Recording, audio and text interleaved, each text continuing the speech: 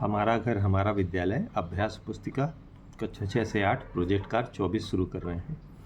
तो इसमें एक भारत का नक्शा दिखाया गया है, ये आपकी किताब में ऐसा।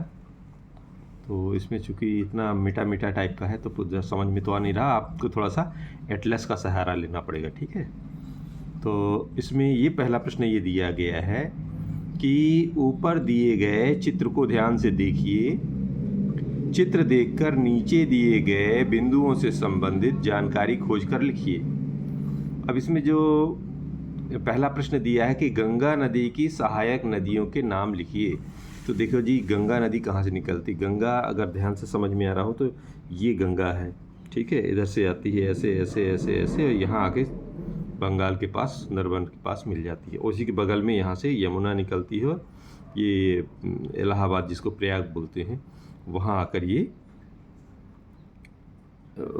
मिल जाती है, ठीक है, गंगा में।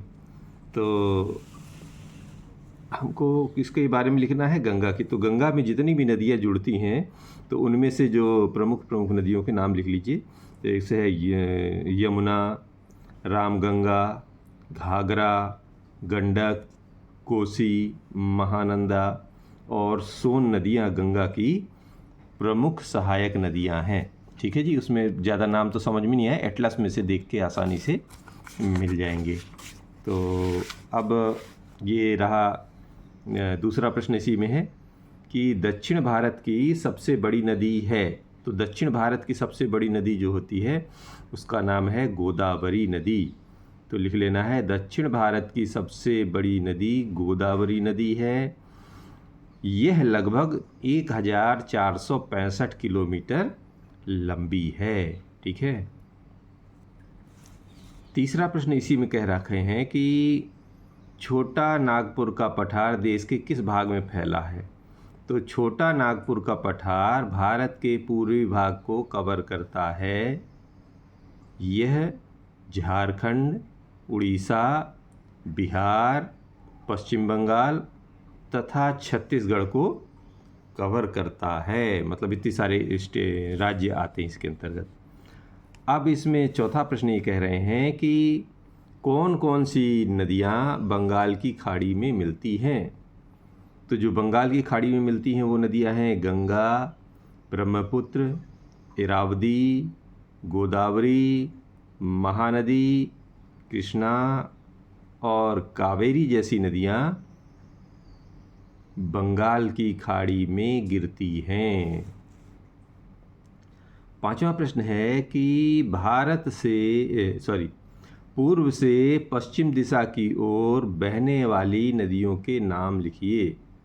तो भारत में पूर्व से पश्चिम की ओर बहने वाली नदियाँ जैसे कि नर्मदा, ताप्ती, साबरमती, लूनी, तवा, शरावती आदि हैं, ठीक है। फिर छठवां ये कह रहे हैं कि नर्मदा नदी किन दो पर्वतमालाओं के बीच से प्रवाहित होती है।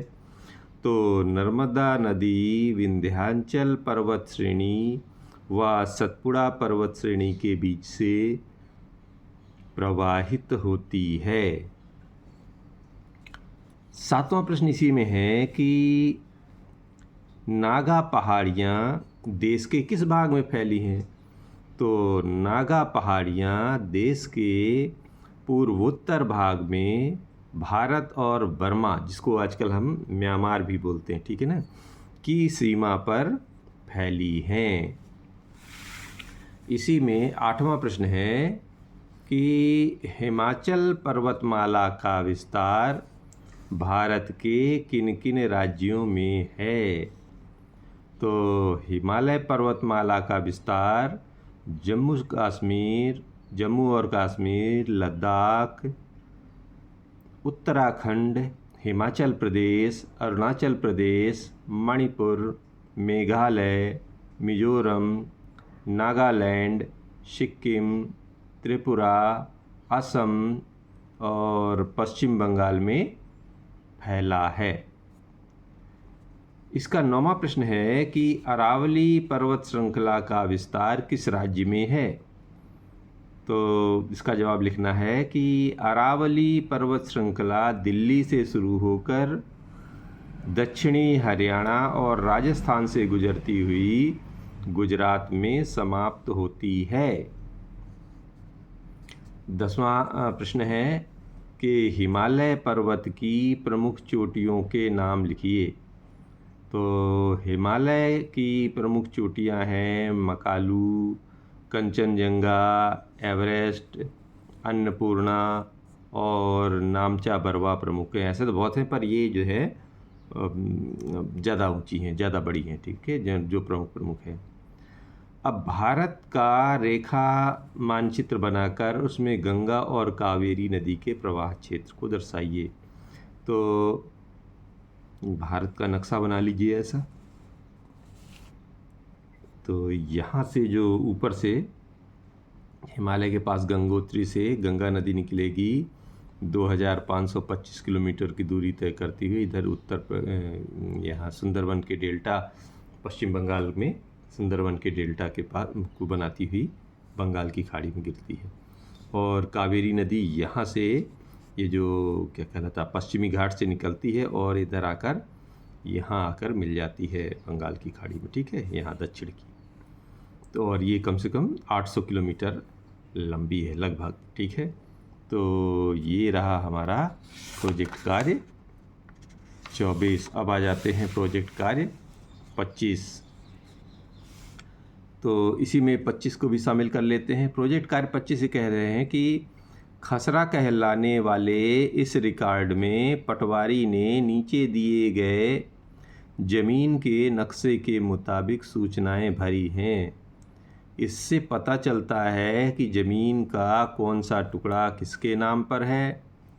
और इस रिकॉर्ड और नक्शे को देखिए, मोहन और रघु की ज़मीन से संबंधित सवालों का जवाब दीजिए। तो जी इधर देखो क्या क्या दिया हुआ है, इधर नंबर दिया है और हेक्टेयर में दिया है क्षेत्र, अपना क्या है ज़मीन मालिक का नाम, पिता या पति नाम और पता, ठीक है। यहाँ पर है यदि बटाई पर है तो दूसरे किसान का नाम और बटाई का हिस्सा। फिर इधर दिया हुआ है इस साल जोती गई ज़मीन कितना है, फसल कितना है, क्षेत्र कितना है, अन्य फसलें कितनी ज़मीन में हैं, यहाँ परती ज़मीन के बारे में है और उसमें सुविधाएं क्या क्या है यहाँ लिखना है, ठीक है जी। तो इसमें है क्षेत्र 0.75 और ये किसका है जी, मोहन वल्द राजाराम, गांव अमरापुरा ज़मीन का मालिक है। और ये बटाई के हिस्सा नहीं है, इधर सोयाबीन फसल बोई थी, 0.75 हेक्टेयर में है और इधर कोई सुविधा ही नहीं है, ठीक है। ये वाला जो हिस्सा है ये दूसरे नंबर में है, 3 हेक्टेयर में है और इसका जो मालिक है रघुराम वल्द रतनलाल, गांव अमरापुरा ज़मीन का मालिक है। और इसमें क्या क्या है, इसमें जो है बटाई पर नहीं है, गेहूं बोता है 2.75 हेक्टेयर में क्षेत्र पर और अन्य फसलें 1.75 पर बोलते हैं। और 0.25 ज़मीन परती है और कुआं है इसमें, ठीक है, वो भी चालू कंडीशन, मतलब पानी है उसमें। और तीसरा है ये 6 हेक्टेयर है, ये मध्य प्रदेश सरकारी घास का मैदान है और ये जब चूँकि सरकारी है तो यह कुछ है नहीं, लेकिन और कुछ नहीं हो सकता। और ये कुआं है और एक चालू है, चारागाह भी है, मतलब यहाँ पर कोई भी घास चरा सकता है अपने जानवरों को। अब इसके लिए कुछ पैमाने निर्धारित किए गए हैं, चिन्ह, जैसे सीमा की रेखा की है, चारागाह की ऐसे है, सड़कें हैं कच्ची तो ऐसी चिन्ह होगा, कुआं ऐसा होगा, पक्की सड़क में ऐसा होगा, पेड़ ऐसा होगा। और ये गांव अमरापुर लिखा हुआ है और पटवारी रिकॉर्ड 16 है, ठीक है। तो ये एक चित्र बना हुआ है, इसमें से भरना है हम लोगों को। तो ये कह रहे हैं कि मोहन के खेत के दक्षिण में जो ज़मीन है वह किसकी है। तो जो 1 नंबर जो था वो किसका था देखेंगे, यहाँ पर तो देख चुके हैं आप। 1 नंबर कौन सा था, ज़मीन का मालिक मोहन। तो यहाँ पर देखिए 1 नंबर कौन का है, ये मोहन का, ये सॉरी ये ज़मीन का मालिक कौन था, मोहन वल्द। हाँ, तो 1 नंबर के दक्षिण में, 1 नंबर के दक्षिणी में 2 आ रहा है, नहीं देखिए ये ऊपर होता है उत्तर, देखिए यहाँ रिकॉर्ड में समझ में है उत्तर, नीचे दक्षिण। तो ऊपर मोहन, तो दूसरा दक्षिण, उसके मोहन के दक्षिण में कौन हो जाएगा, ये रघुराम। तो ये जो है रघुराम की ज़मीन है 2 नंबर की। फिर क्या कह रहे हैं खा में कि रघु और मोहन की ज़मीन के बीच की सीमा पर चिन्ह लगाई। तो देखो ये है रघु का और ये मोहन का है, तो दोनों के बीच में ये चिन्ह कौन सा है, ये वाली। तो यहाँ पर थोड़ा सा मोटा कर दीजिए पेन से, ठीक है। तो ये चिन्ह लग गया। फिर खेत की संख्या 3 को कौन इस्तेमाल करता है? चूँकि 3 मध्य प्रदेश शासन की है तो और चारागाह है, तो क्या होगा? संख्या 3 को कौन इस्तेमाल है? तो ये चारागाह के रूप में अमरापुर के सभी निवासी इस्तेमाल करते हैं, मतलब जिनके पास भी गाय भैंस है वो उसका इस्तेमाल कर रहे हैं सभी लोग, ठीक है।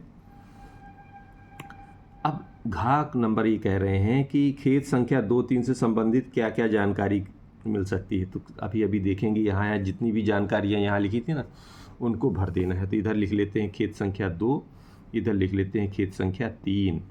तो पहले 2 का लिखते हैं। इसमें क्या फसल गेहूं की होती है और इसका क्षेत्र है 2.75 हेक्टेयर। अन्य फसल 1.75 हेक्टेयर पर लगाते हैं और कुआं चालू हालत में है।